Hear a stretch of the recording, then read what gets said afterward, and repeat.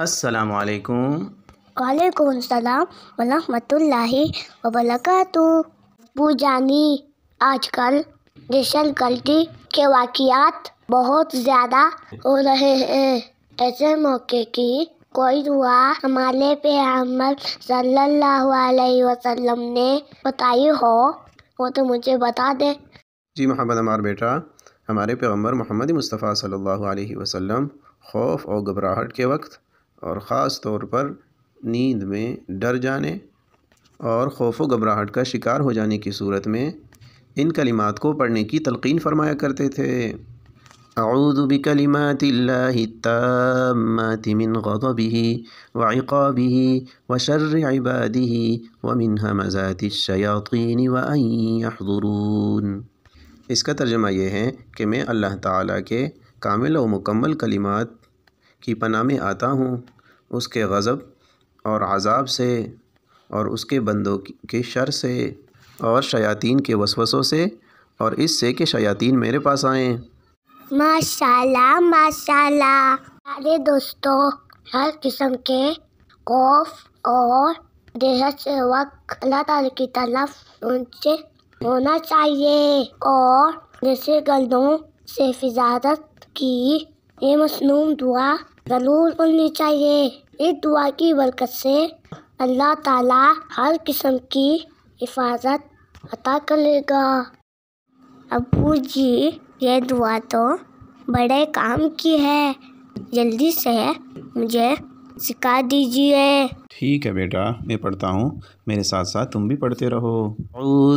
اعوذ بکلمات بکلمات اللہ اللہ التامات التامات من غضبہ من غضبہ وعقابہ وعقابہ وشر وشر عبادہ عبادہ ومن ہمزات الشیاطین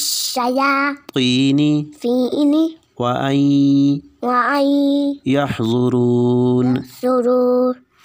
ابو جی، ایک دفعہ پھر سنا دیجیے۔ اعوذ بکلمات بکلمات اللہ اللہ التامات التامات من غضبہ من غضبہ وعقابہ وعقابہ وشر وشر عبادہ عبادہ ومن ہمزات الشیاطین وان یحضرون۔ ضرور۔ یہ تو بہت آسان ہے ابو جی، اب میں سناتا ہوں۔ اعوذ بکلمات اللہ التامات من غضبہ وعقابہ وشر عبادہ ومن ہمزات الشیاطین وان یحضرون۔